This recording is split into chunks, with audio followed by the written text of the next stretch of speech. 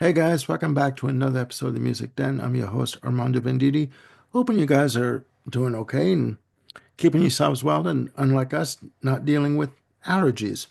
Ladies and gentlemen, before I get into the topic of another, what we hope to be a fantastic episode, because they usually all are, I want to welcome back to the channel Mr. Jim Bricker. How's it going, Jim?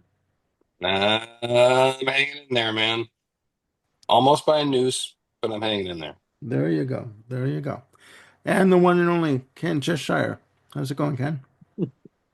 Going fine. It's good to see you guys. Good to see you. Good to be seen by you. Um, And Jim and I don't spend nearly enough time together on these episodes, ladies and gentlemen. Uh, It's been weeks. weeks and weeks. Ladies and gentlemen, we are back with 40th album anniversaries. We are looking at albums that are celebrating the 40th anniversary for the month of June 1985. Now, this is an interesting list, if I can get my list here. Up and going here. Um, Yeah, one album, I think one or two albums we talked about before on this list, but I know one for sure. So Yep. I I will kick into it straight away. The first album on the list, ladies and gentlemen, we have Sting with The Dream of the Blue Turtles. Um, According to my notes, it was released on June 17th, 1985, recorded from November of 84 to March of 85, released to A&M Records with a playing time of 41 minutes and 40 seconds. Uh, in terms of chart success, it reached number two in the US, number four in Canada, and number two in the UK. Album was produced by Sting and Pete Smith. Now, if you don't know of this album, you must have been living in a cave or in a cave in 1985. This was his monster breakthrough solo album. He had just basically, unofficially, officially uh, split from the police. And he came out of the gate with this album swinging for the fences, and he hit the mark in terms of commercial success. His videos for this album were all over Much Music in Canada, as I'm sure they were on MTV in the US. But Yep. before I give my very humble opinion, I will pass the mic over to, let's see who am I going to pick on. Jim, what is your So, opinion? my opinion. Well, since we've talked about this before, um, I can kind of summarize what I had stated before.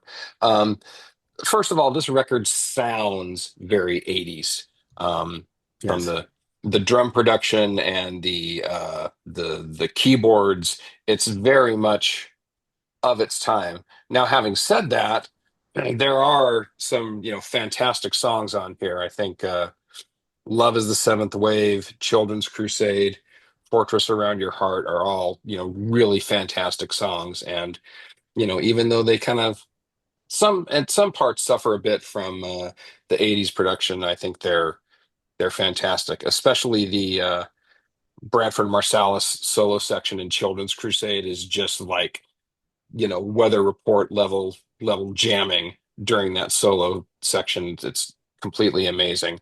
However, I do hold this against the album. It's very much of the mantra of rock star as savior of the world, or rock star as every opinion I have is valid and must be, opined, you must to the listen to general me. public. Yeah, yeah, yeah. Exactly. So Sting is on his soapbox, about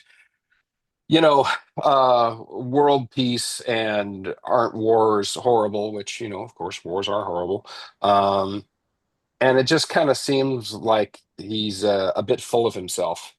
And it would have been, nicer for him to sort of go back to his more simpler days of, say, Outlandos or Regatta or Zenyatta, and just sort of live in that zone. But it's a fine record. I mean, I went to the concert in Berkeley. It was an amazing show.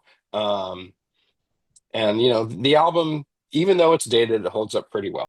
Okay. I will say that this was at a time when artists started to get very preachy with their audiences about, world hunger. And very quickly there was It happened during a U2 concert. Uh, I've mentioned this before. Uh, Bono, during in between one of the songs in the set, he did something like snap his fingers, and he said every time we do, you snap your fingers, a child is starving, a child is. So someone yelled out in the audience, well, then stop doing that. Like that, just get back to the music. Like enough with the preaching. You make how much money per year? This is what they were trying to say, right? Like yeah. So I get what you're saying about that. But all right, all right. Ken, your opinion? Yeah, I echo a lot of what Jim just said. In this album, I agree, Armando. It was all over the place in '85. Um, it's a logical musical progression from where he left off with the Police, Yeah. because the last two Police albums were, for me, very overproduced. Um, and I prefer their more raw sound of the earlier albums, but it's an interesting blend of, pop, jazz rock, world music. It features some incredible musicians backing him up. And I agree, it is very 80s sounding. Um, it's got a very interesting cover of Shadows in the Rain that Hmm. doesn't quite do it for me. Actually, honestly, the Police version is not one of my favorites, but I don't know. I this to me is just not a to me it's not a successful cover. It's just a little too much in the other direction. For me, the standouts on this album are the first and last tracks.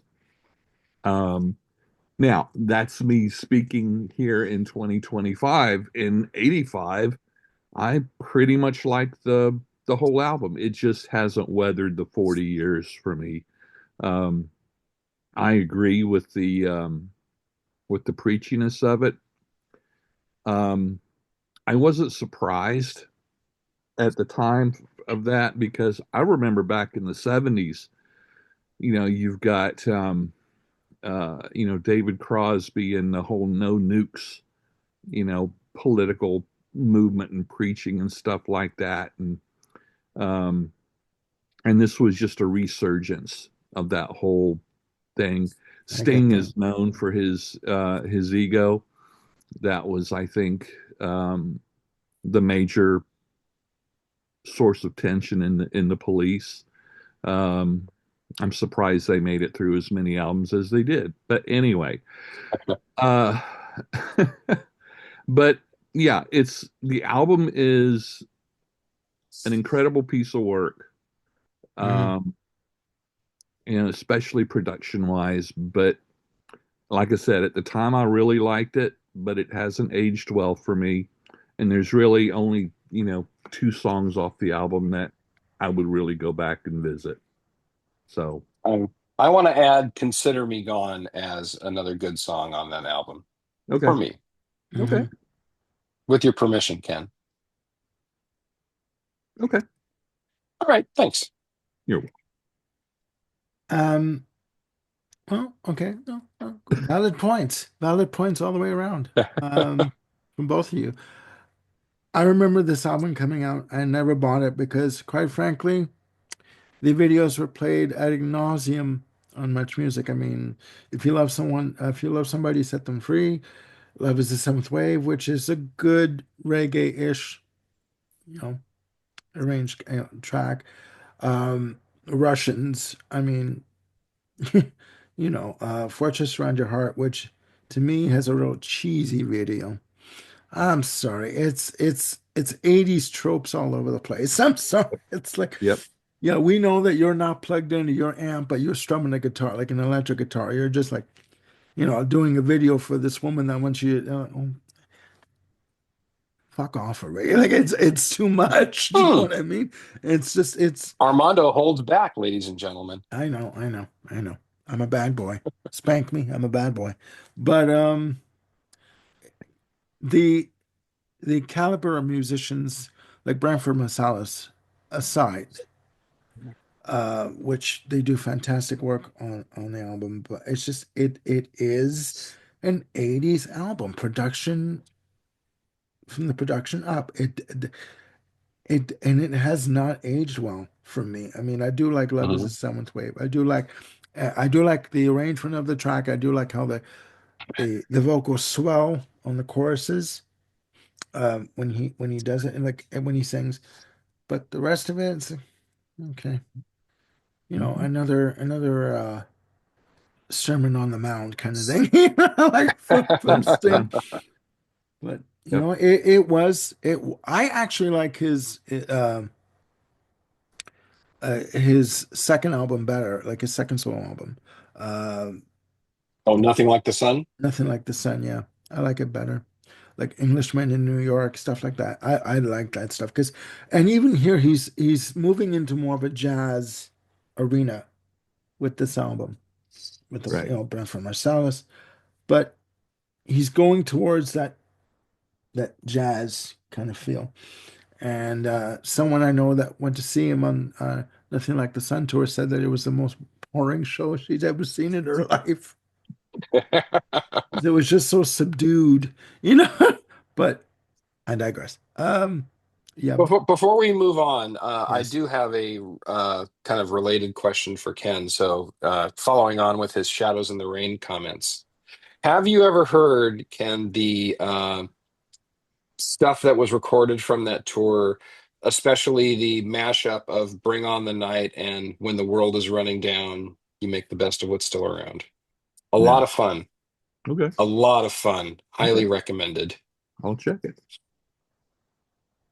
Um, okay. Just a quick question. Just to follow up on the comment about, being too preachy. Do you not feel, I kind of feel this, that yes, it's important to bring up or and bring attention to, you know, in terms of issues about world hunger, etc. But do you not kind of get the feeling that they kind of went a step further and started sort of like thumping themselves on the chest saying, you need to do what I'm doing. Like you need to follow my example. Isn't Oh that yeah. and that kind of turned people off Sure. of it? Do you know what I mean? Like, Yeah. Virtue Well, signaling. Yeah. yeah, I mean, and there are some events where you expect the virtue signaling, like the, you know, two Amnesty International tours in the late 80s. It's like, okay, exactly. you know what you're signing up for when you Yeah. go into that. Yeah. However, there's these recent examples of Springsteen on tour in Europe, and he's using it as a platform to, you know, like several times through the show, say what a, POS that Donald Trump is.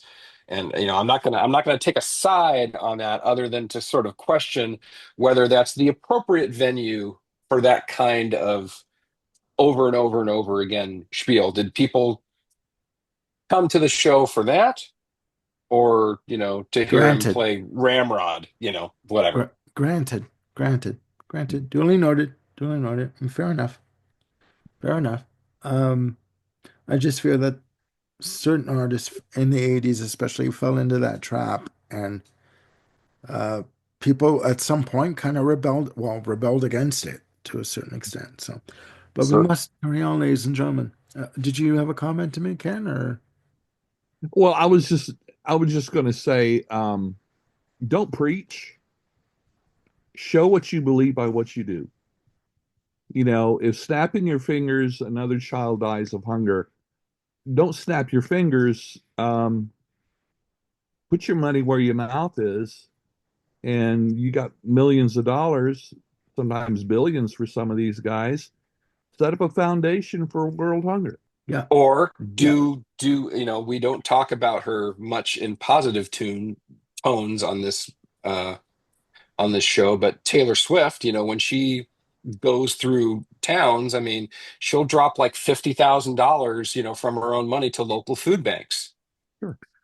Yeah. actually, You can't argue with that kind of, yeah, heart no, and no, no, generosity. no. Metallica, when they played here, for example, and then we'll go on with the rest of the show. They played here,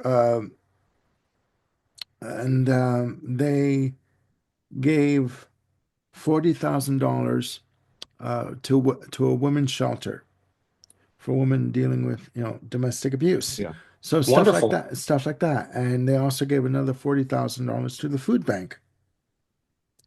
Yeah. So yeah, so you know, Sure. whether it was, I think it was here or in, it was either here or in Toronto recently. But yeah, no, I mean, doing stuff like that, like, again, put your money where your mouth is. But again, we Do it do and don't talk about it. exactly, Yeah. Don't, yeah, don't be holding yourself up. Just exactly, do it. Yeah. exactly, Do it and don't talk about it. exactly. Join us next time on the McLaughlin Group here on the Music Den. There you go. There you go. All All right. right, we must carry on with the task at hand, ladies and gentlemen. Next. Our next album on the list, we have the Style Console featuring Paul Weller.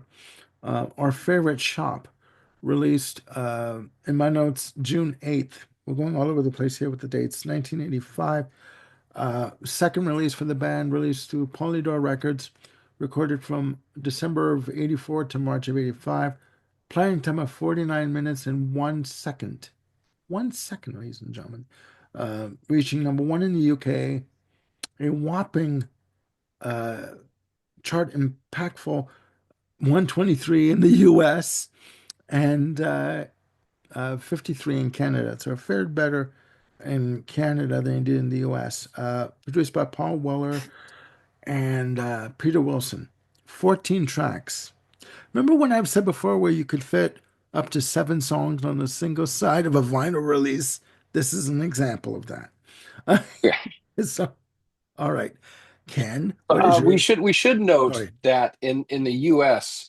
it was not released under the title of Our Favorite Shop. It was released under the title of Internationalists. Internationalists? That's right, through And Geffen was it Records. was that the same in Canada, or was it Our I'm Favorite not Shop? sure. No, I think it was only in the US for Geffen. I'm not sure. I think it was released as our favorite shop in Canada. I do believe. If I'm I wrong think out there, the ladies and song gentlemen, lineup might have been a little bit different too. So, yeah. like they always do. If I'm wrong, ladies and gentlemen, please correct me in the comments below. But yeah, in the US, it was released through Geffen Records, through Polydor in the UK. So, Ken, your opinion on this album? I really like this album. I was a big fan of the Jam at when they existed, and I thought Style Council was a very interesting progression from the Jam sound because it almost seemed like completely in the other direction. Although at the end, the Jam at the end kind of showed that he was headed in this direction. Um, but anyway, and I think I like this album better than the previous one, Cafe Blue. Um, it's got a great drawing from, Motown. It's got some jazz, funk, bossa nova, and even some Baroque pop in there. Some of the songs give me a real feel of Sade in the production and instrumentation. Lots of luscious major seventh chords in these songs, which is very un-new wave. It is very more in jazz. I think the one of the unsung heroes of Style Council is DC Lee's vocals. She adds so much to this stuff. Yeah. This album's got really strong dance beats. Um, again, I prefer my pop music a little less preachy, but he's British, and that's what the Brits were doing in the 70s through the 80s. Well, and he still does it now. So it's got a lot of social commentary and stuff like that in it, but it's I get it, and it's not quite in your face. Um, I thought the album is interesting that it opens with Mick Talbot on lead vocals of the opening track rather than Weller himself. I think that was kind of nice, because otherwise Talbot's pretty much does regulated to keyboards and backing vocals. Um, This only album only has three. I have in my notes three duds. There's only three songs off on this album that I don't particularly care for, but the rest of it Well, I don't really do tease us. What like. are they? Internationalists, a Stone's Throw Away, and the stand-up comics instruction. I mean, I don't know if I would skip it if I was listening to the album, but you know, All Gone Away, uh, Come to Milton Keynes, just such good stuff. Boy Who Cried Wolf, The Lodgers is just so good.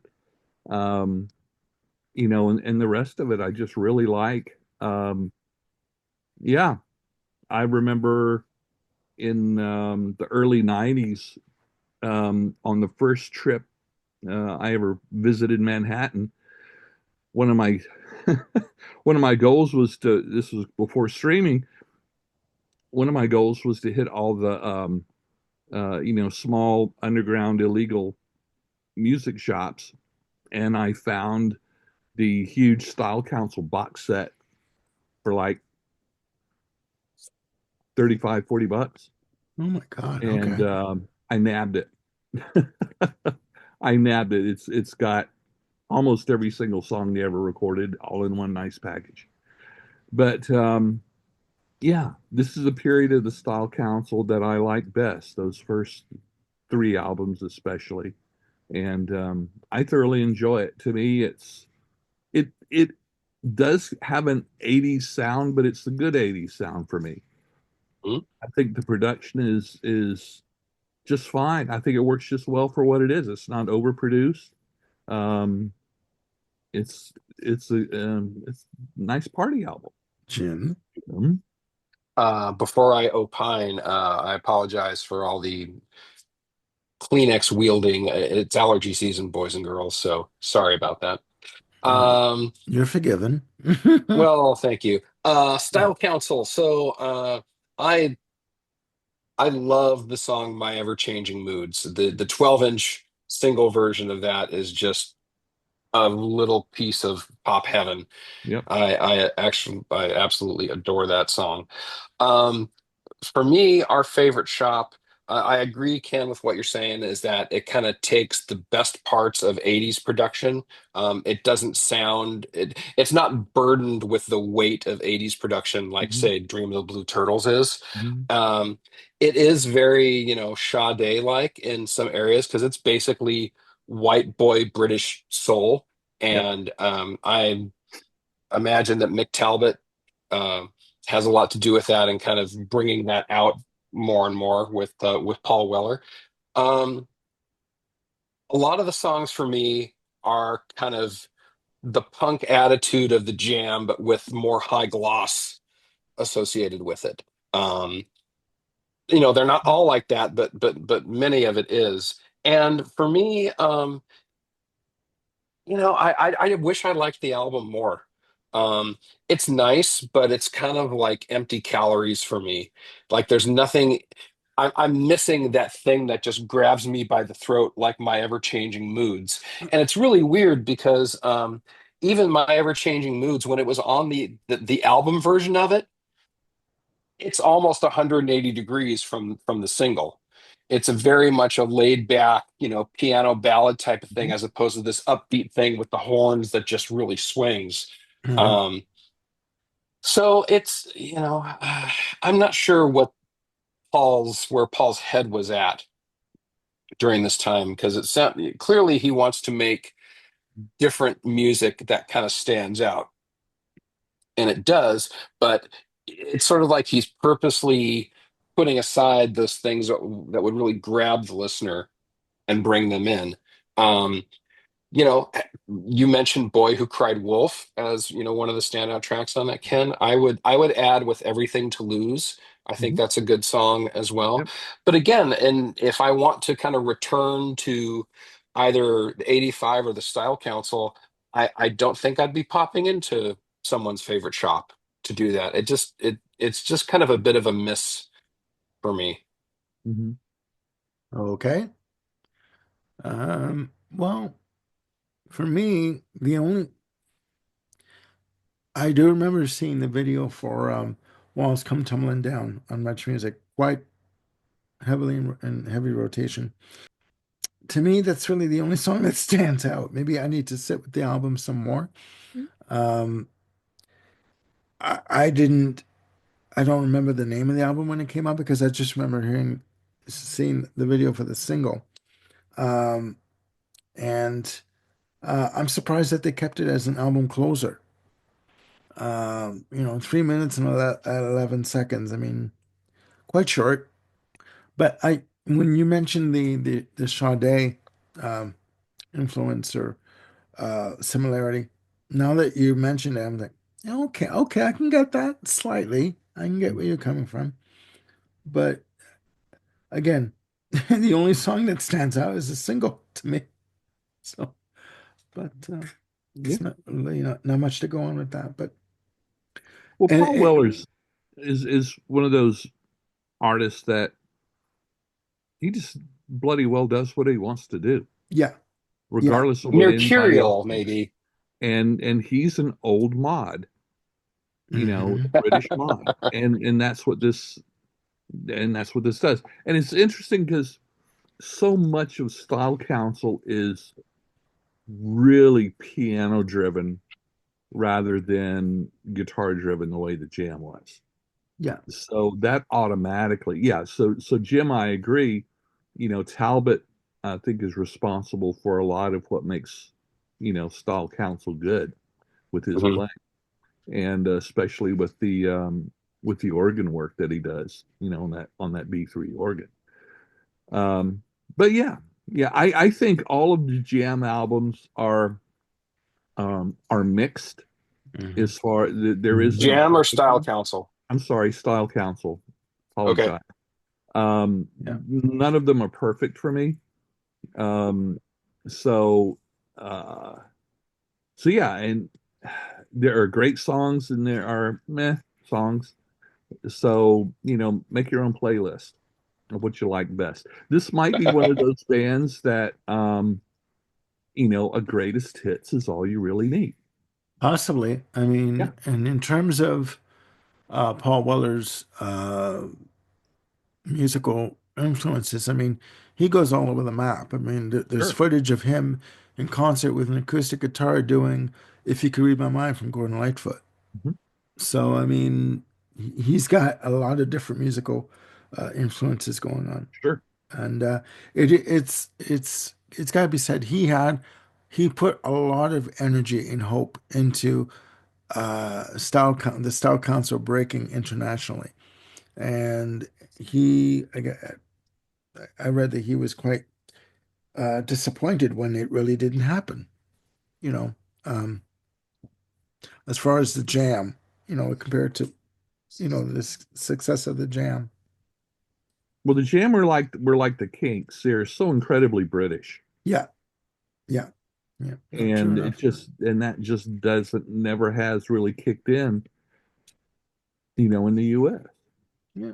Now, having said that, Town Called Malice is like a 1000% awesome track. And Oh if yeah, the Jam Oh yeah. had yeah. kind of continued down that path, I think they may have broken wide open. Because that sucker bops like Motown. It's Oh It yeah. so is. good.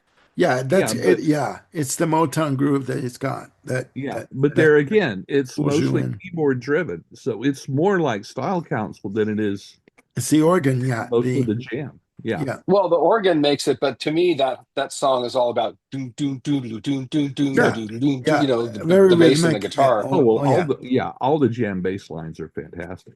yeah. Yeah. Yeah. I mean, Fair enough. it's easy to see why people, compared them to the Who, and actually, the Jam covered a lot of Who songs, especially live. Okay. There again, there's the mods versus the rockers. He was a mod, just like Townsend was. Okay. But I All right. agree. Yeah, and if anybody wants to get to know the Jam, pick up their compilation called Snap. Yep. Oh, it's all the best stuff. Anyway, Okay, not that I'm thinking about it. All right. Got Okay. one in so far. That's a possibility. Yes, yes. Okay. Moving on.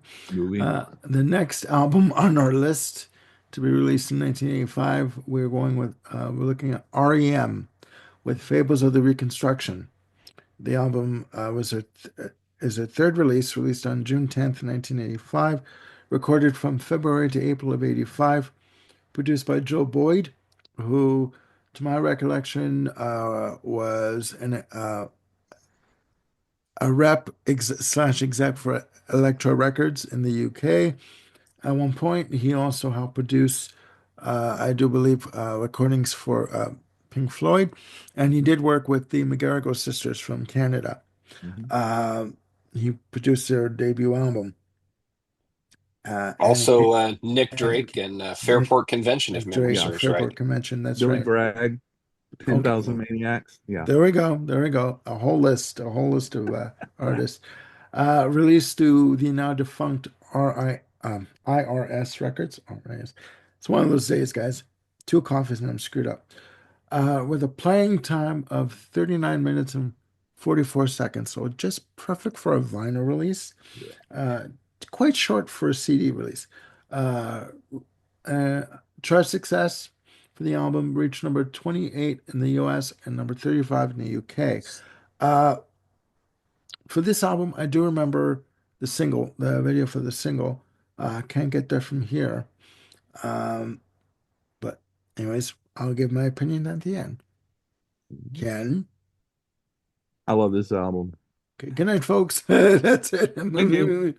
The I love REM, but pretty much only the IRS years. I discovered them, with the first album and followed them straight through the IRS years and into Warner, and then they just kind of lost me. But that's okay. Um, this album is darker than the previous albums, both in tone and in subject matter.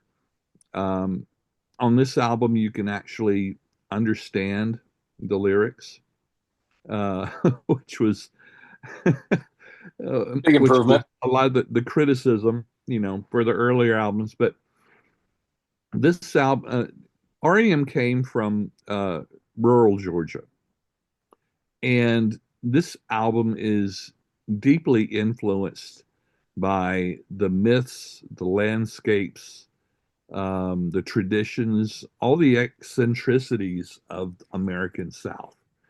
And and side one is uh, labeled as Fables of the Reconstruction, which I believe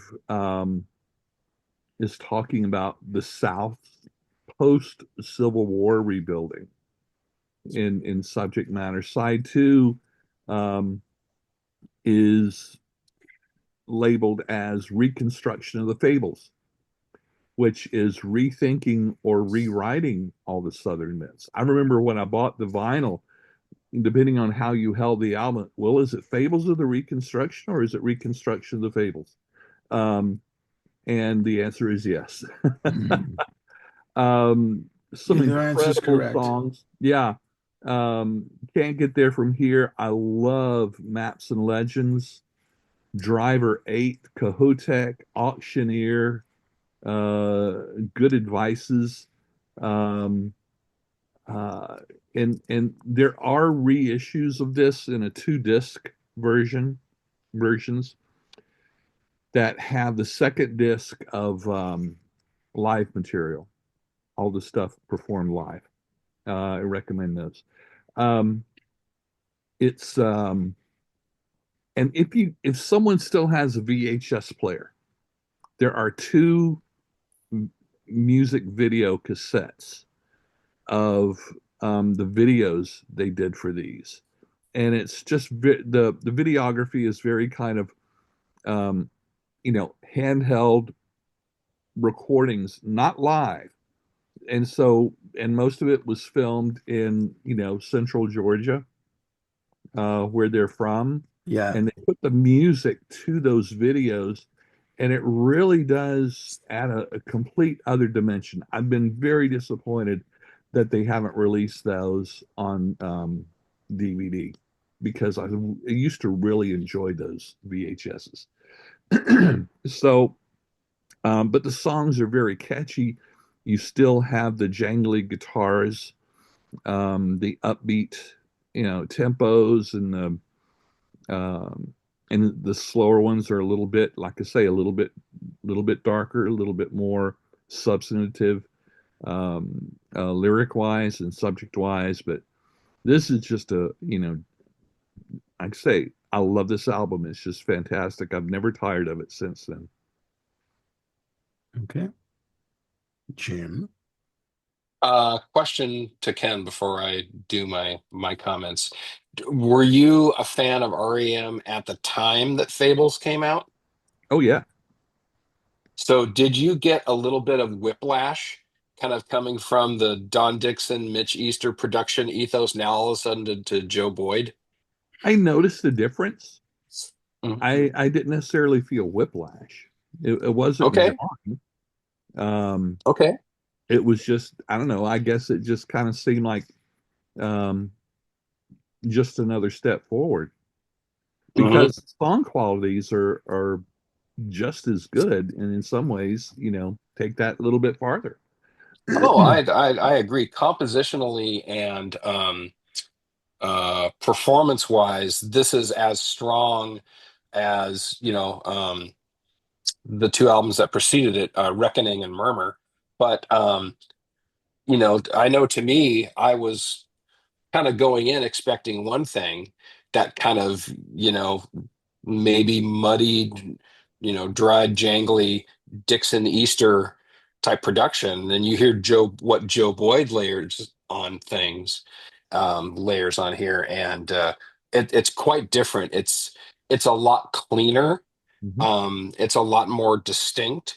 Yeah. Maybe that's part of the reason why you can hear the vocals more. Maybe Stipe was just growing more and more confident, and so he felt like he could enunciate better. But anyway, I know to me, at first, because of that production switch, I was, less satisfied with Fables than I am now. But I think um, it stands up really well with the, the first batch of albums. Like you, IRS years to me are where REM really ruled, and those first five. And for number five, I'm counting Dead Letter Office, not Document. Yes.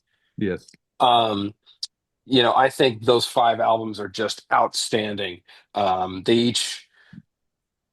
They almost each have their own distinct character, Mhm. but it's for someone who's heard about REM and kind of heard of them maybe in their waning days of the 2000s or whatnot. Boy, howdy, you got to get back to 83 through 87 and listen to those albums. They are just outstanding. To focus on Fables, though, um, Feeling Gravity's Pull, Maps and Legends, Driver 8, Life and How to Live It, Green Grow the Rushes, Kohotech, Good Advices. Uh, that's the majority of the album right there. And to me, all those are just like gold standard Yep. REM tunes. I really like this record, heaps and bunches. And because of Joe Boyd's kind of folk inspired ears and his handling of things, Yeah. it's probably it definitely stands out. I'm not saying it's the best of those first five, but the Mitch Easter, Don Dixon stuff stands out as distinctive in its own way. Don Gaham's production on Life's Rich Pageant stands out in its own way. So each of these albums of the first five, they kind of all have their own character Yep. about them, and but yet it's not like a stylistic whiplash that you Mhm. get in listening to it. I highly recommend this album as well as the first five, as part of the first five of the REM. Yeah. discography. Well, also Okay. on this album, Stipe takes a big step forward in the lyrics. The thing about the first two albums is you don't understand. A lot of times you don't understand what he's singing, and so if you look at the follow the lyrics while you're listening, you're thinking, that's it. The lyrics are very simplistic, almost like um, just some of the songs are. It's like he comes up with the lyrics just so he has something to sing, and his voice is almost like another instrument. Uh, Hmm. and it's like gardening at night. There's really not much lyrically to that, and that's fine. It's a great Yeah. song, but on this, that you can hear what he's singing. There's actually something to more to take from it. And yeah, every album has its Well said. own distinct fingerprint, and that's why I've never tried to rate those first five albums because it's hard to compare them because they each have their own identity. Anyway, Yeah. And the Chronic Town EP, oh yeah, you know, is the predecessor to the first five, and it's a pretty amazing disc in and of itself too. sure. Plus, it has the EP on it. Oh yeah, The Dead Okay. Letter Office, the yeah, CD kind of yeah. appends the EP on there. I'm sensing the need for an REM episode somehow, You somehow. are you? Okay. We need some kudzu. Yep, Yep. Okay. All right. Armando. Um, I'm having, yes, that's my name. I'm having, An um, aneurysm, palpitations. no, no, no. I'm fine. I'm fine. Cramps. Okay. Unfortunately, it's you're not taking over the channel just yet. Now, yeah, darn it. I know that's your dream, Jim. Um, That's another child gone hungry. yes, yes. Bloody hell. Um, Hmm. Unlike you two, I had difficulty finding an entry point for this album. Okay. Aside from Can't Get There From Here, the single, nothing really stood out to me on this album. My, Okay. Really? I'm going to get shot for this, metaphorically, of course, but my entry to REM was Out of Time in '91. Oh, And sure. I think Ken just froze once I said that. Um, Out of Time being the first release for Warner Brothers.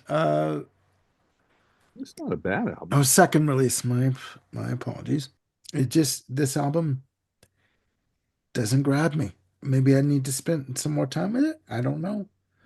But aside from the single, Can't Get There From Here. So Nothing. so Driver 8 never rang any bells for you because that I think that was the first single. Um, yeah, no, nothing. Yeah, no, okay. No, it's the second.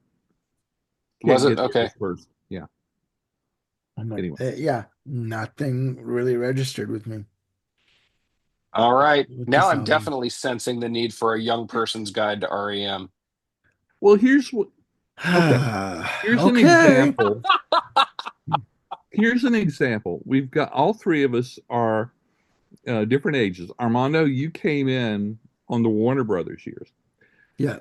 For me, especially, and Jim, probably to a certain point, we came into REM at the very beginning. So we we experienced it from the viewpoint of everything else that was coming out at the time.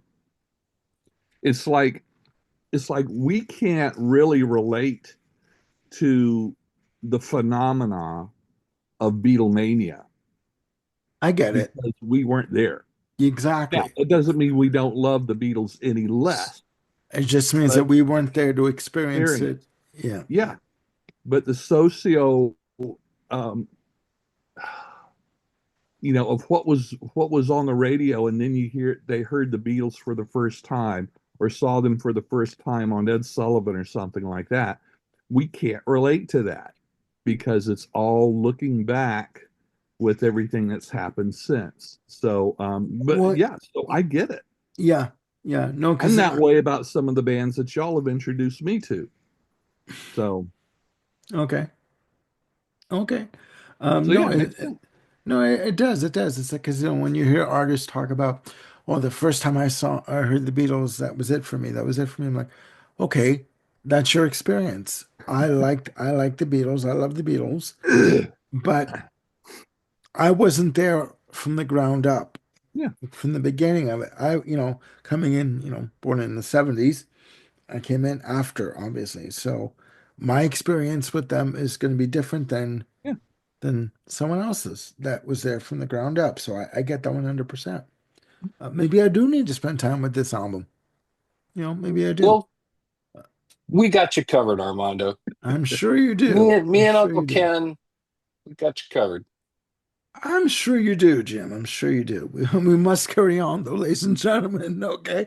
Our next album on the list, we have Prefab Sprout with their second release, Steve McQueen, recorded between 84 and 85, released through the Kitchenware slash Epic label, produced by Thomas Dolby. I believe you all know that name.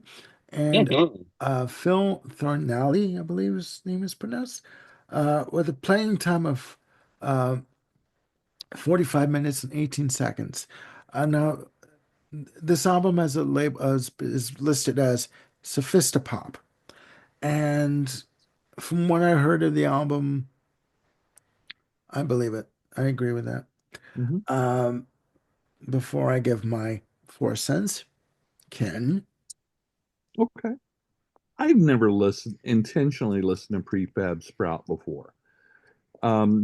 Whereas there are a lot of bands and albums in the mid 80s that I just absolutely love, there was also a lot of stuff that was very popular that I didn't. Um, Even within the synth pop and all of that, it was kind of all over the place depending on the band and or the artist. Um, I guess I always just kind of assumed Prefab Sprout was in that category that I didn't really care for. Again, I was in college studying music, so I had an awful lot of music that I had to listen to for school. So you know, I didn't really venture out much into pop at the time. I think this album surprised me in a good way. I think not having listened to any of the others, I think the production by Thomas Dolby is very crisp. Um, I think the balance between instruments, the mixes, I really do like it. It's got a great 3 song opener, which to me, I really admire when albums do that, when they put 3 real strong songs to open the album rather than spreading them out amongst, the rest of the album. Hmm. The songs have great non-standard chord progressions and structures. So it wasn't really quite so predictable, 1, 4, 5 chords, stuff like that. Um, um, the vocal lines and most of the instrument parts I think are very melodic, which is kind of surprised. Which is just the opposite from the electronic industrial stuff at the time, which I really, didn't care for. There just didn't seem to be much melody there. I think it has very smart use of the electronic, all the keyboards and whatever, used smartly, enhancing the music rather than overpowering it or dominating it. Um, the only songs that really didn't resonate me were Desire As and Blueberry Pies, even though personally I love blueberry pies, and we've Oh, talked about pies. Jim, do you have something to say about pies? I'm just agreeing with you. I mean, Yeah, okay. who doesn't love a I good was blueberry thinking pie? about the pre-recording comments, but anyway, um, but but Okay. what I heard on this, it didn't blow me away, but I was I guess it's because my expectations were quite low. Um, I thought it was, well, Well, that's it's kind of hard for us to constant. go in. It's hard for us to go in without some sort of expectations Yeah, in many ways. yeah. Yep. Um, but like I said, uh, I think it's a very nice album. Um, I see myself probably giving it another listen to see if my first impressions last. Yeah. If so, I might even, look into the band a little bit more. But it's not like I can't wait to do it. But I Yeah, I think get you. it's I a get it. decent album for the mid '80s.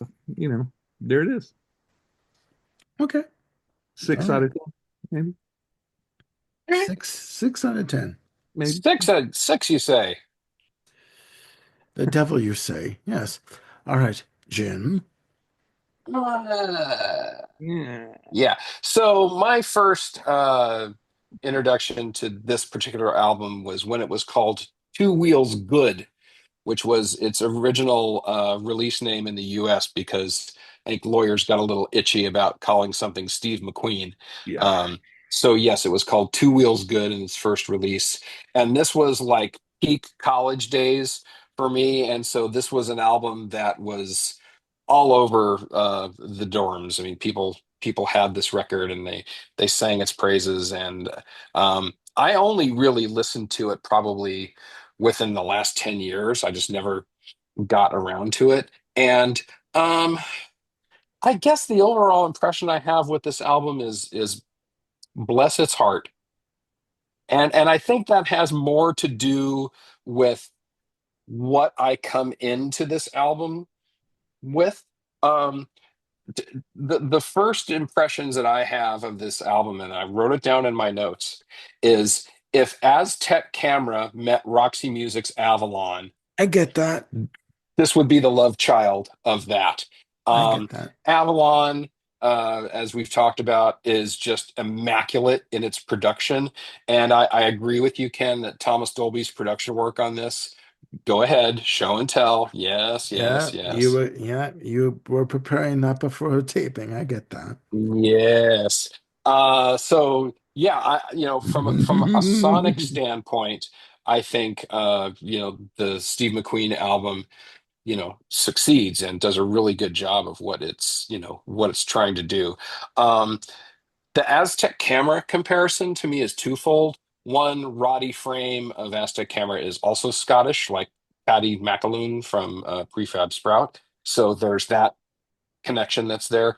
But also from a sonic standpoint, the specific Aztec Camera album I'm thinking of is Knife, which is produced by Mark Knopfler, and it's kind of like the stepchild of Love Over Gold and Local Hero in terms of its sonics. And I just really, really love that album. The Aztec Camera album is called Knife. Sorry, Armando, you look befuddled. I was going to say you need to send me that. Okay. All right. Because when you mentioned the Mark Knopfler production and the stepchild of Love Over Gold, I'm like, okay, I'm in. Where is it? Yeah, that gives you a Like, sense of how it sounds. I'm in. And Roddy Frame is his own, he's not Mark Knopfler.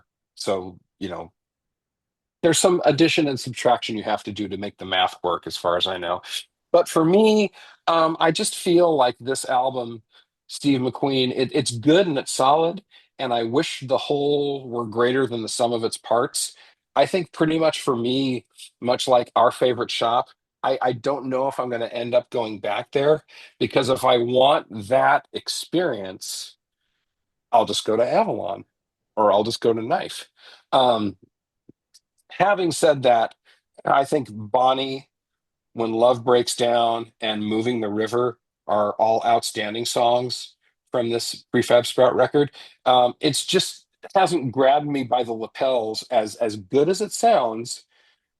It just hasn't drawn me in, and I think that probably just says more about where I'm coming from and how I'm approaching the record, whereas just this thing as its own entity. So I may not be giving it a fair shot, but this is just one schlub's opinion about the whole thing. Okay. Um, well, It's fair enough. We all hear things differently, of course. Now, my opinion of this album, how can I put this? It's a good album. The melodies are there, but they're not immediate in terms of its presentation and arrangements. Um, I'm going to mention this again. Brian May, the members of Queen were asked during an interview with a U.S. journalist in 1977, is it possible to write new melodies, to come up with new melodies? And with this album, it is.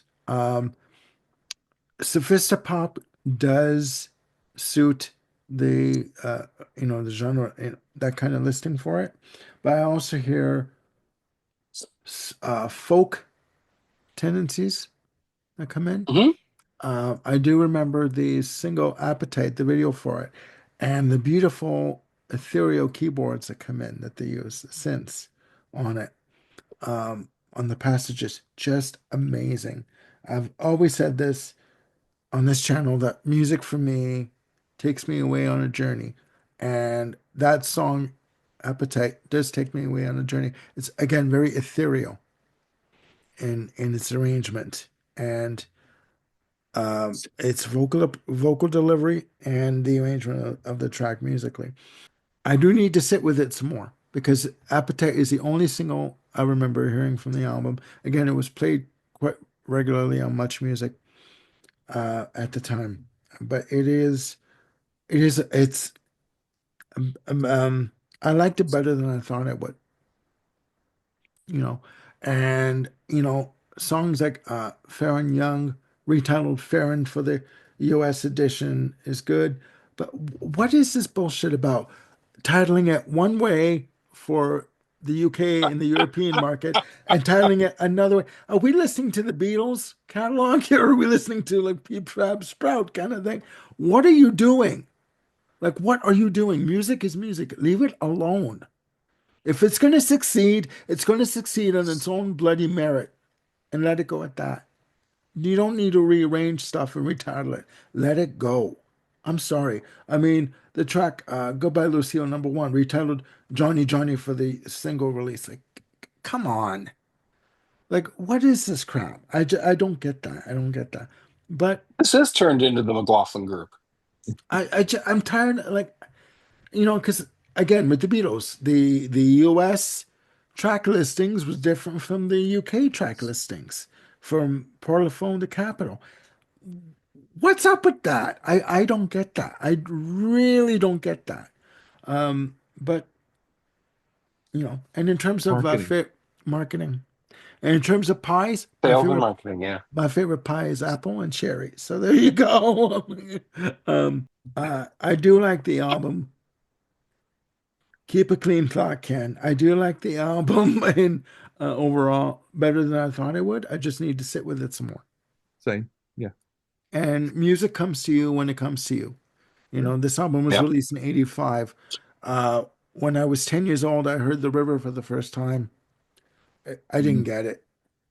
yeah. In my teens, 16, 17, it was like a bolt, a lightning bolt to the forehead. I got it. So Yeah. again, music hits you when it hits you, and there's no rhyme or reason to it.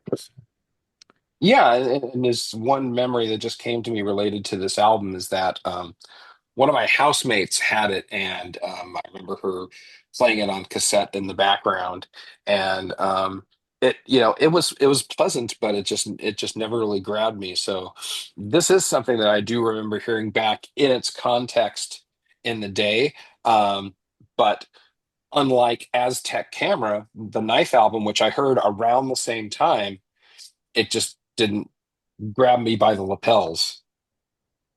Okay. Okay. No, fair enough. Fair enough.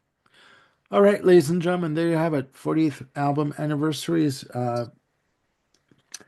Looking at albums that were released in June of 1985. Please put down in the comments below your opinion of these albums. Have we missed the boat? Is there something else we should know about these albums? Or did we hit it on the head? Did we get it spot on? As someone recently mentioned to me that, an observation that was made about a comment I made. Anyways, we won't go there. But again, we are not experts in music at all. We're just giving you our opinion of what we hear. It's all relative. It's subject to change at any given time, date, or hour. Um, But I do want you're cutting in and out. art. Uh, I was whispering that Ken is the closest to a music expert that we do have on this panel. There you go. There you go. But again, ladies and gentlemen, there's our episode, foibles and all, edits and all. Um, Please again put your comments down below and click like and subscribe and hit the notification bell to keep yourselves on top of any new content we got coming up. We've got more shows that we're working on and we're going to bring to you as soon as we possibly can. I want to thank Ken and Jim for coming along with me on this ride, otherwise known as Frickin' Frack. Without them, it's no fun. No fun. Anyways, Aw, well, there you go. There you go. That's the one compliment you're going to get from me today. So, anyways, I'll please, take it. please Yeah. look after yourselves and one another, and we'll see you soon with more episodes. Bye for now.